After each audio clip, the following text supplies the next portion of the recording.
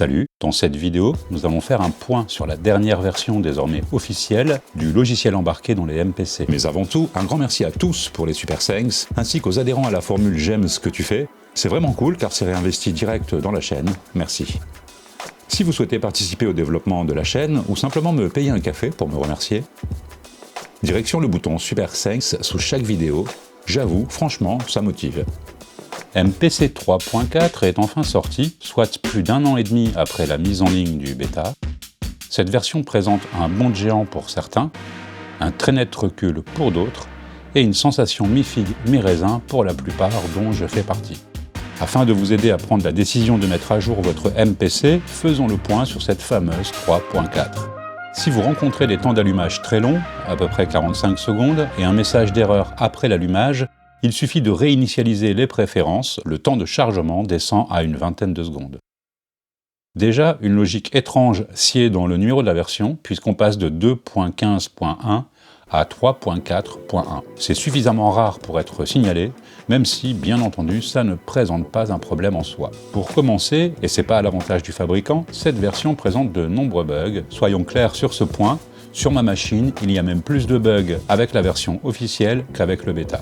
Gel du MPC, redémarrage intempestif, essentiellement. Cette impression d'avancer de 3 pas, mais de reculer de 5 est assez frustrante. Bref.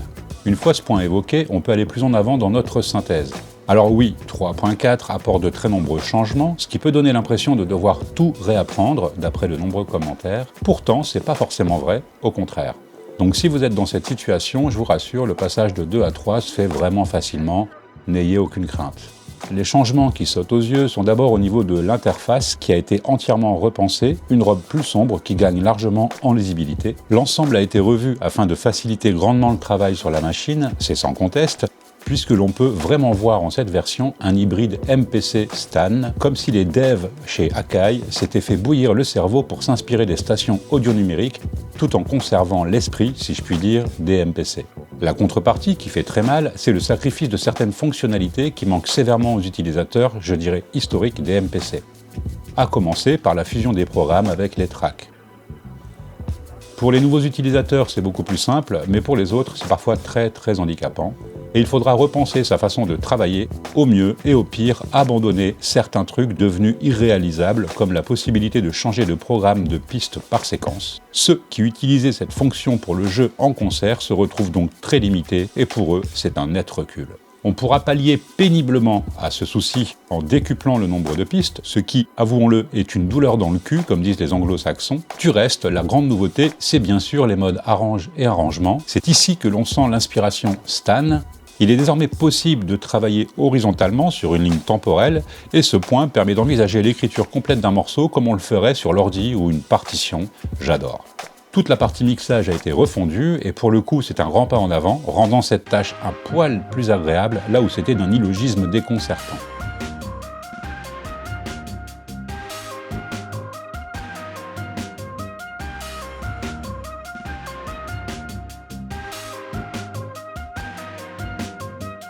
Mais ce n'est pas encore la panacée, la navigation entre les différentes fonctionnalités se fait par les onglets en bas de l'interface, ce qui est presque pénible. Mais saluons tout de même le grand effort apporté ici pour rendre ces tâches plus conviviales.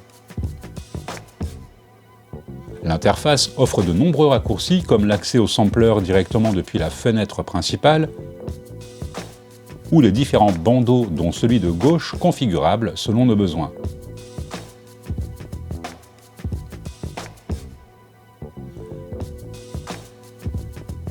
Ça facilite beaucoup le travail et niveau apprentissage, on n'a pas à mémoriser l'emplacement des différentes fonctions et leur répartition dans les menus. Là aussi, il faut un peu relativiser car pour gagner en clarté, il a fallu aussi redistribuer les fonctionnalités et parfois on se gratte la tête pour retrouver certaines d'entre elles. La vraie grande surprise apportée par la sortie officielle du micro-logiciel, c'est le partenariat entre deux concurrents, MPC versus Machine, soit Akai et Native Instruments. En effet, on va pouvoir utiliser non seulement certains instruments de la marque allemande, mais aussi certaines banques de samples que je trouve vraiment d'une grande qualité et suffisamment bien réalisées pour ne pas les cantonner à un style, comme ici, où j'utilise uniquement les outils NI pour une reprise de A Forest de The Cure, Encore une fois, relativisons ce point, au final, ça ne change absolument rien au flux de travail des MPC, c'est juste cool de voir la plateforme s'ouvrir aux créateurs tiers. A noter que les greffons NI sont essentiellement des lecteurs d'échantillons, ainsi le temps de chargement de ceux-ci et des pré-réglages est assez long quand ces instruments sont stockés sur la carte SD. Apparemment, si on les stocke sur le disque interne, le temps de chargement est bien plus rapide. Passons maintenant à un autre point, c'est quoi cette enfumade aka what the fuck? La disparition préméditée du mode clip. Pour moi, c'est l'angoisse. Non seulement ça permettait de contourner la limitation de 8 pistes audio, en plus d'ajouter un mode d'écriture vraiment amusant et pratique, façon Ableton Live, mais ça aurait pu également permis de pallier à l'autre sacrifice évoqué plus tôt avec les programmes par track. Bref, passons. Revenons sur un point positif, la nouvelle version des Keygroup. De nombreux apports permettent d'utiliser les Keygroup comme de puissants outils de conception sonore. Il faudra toucher Legacy, en haut de l'interface, pour la conversion des Keygroup réalisée avec les versions précédentes. Ce paramètre est réversible, tant mieux, car avec certains programmes, on obtiendra un résultat trop différent.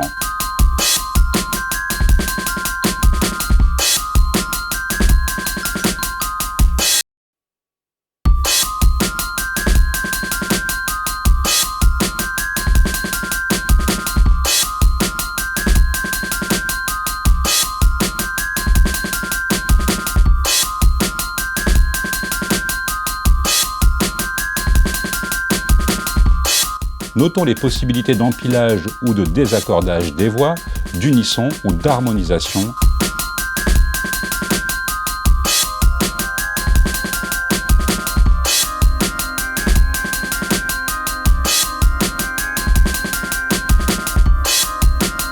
Ainsi que la matrice de modulation à 32 entrées. Bien vu.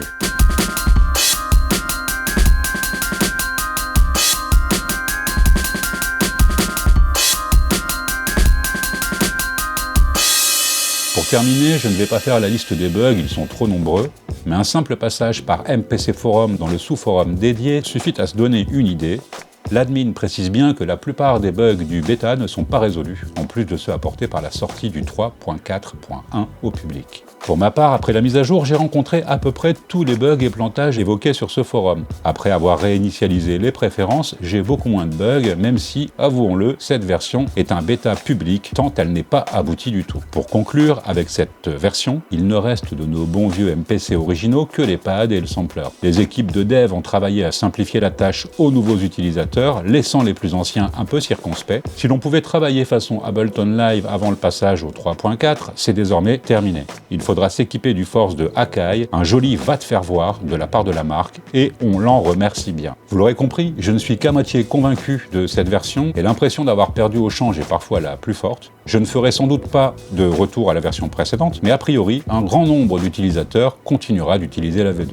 Écoutez, je pense qu'on a fait le tour pour ce point concernant la surprenante version 3 du logiciel embarqué dans les MPC. Comme d'hab, j'espère que vous avez passé un bon moment. À bientôt.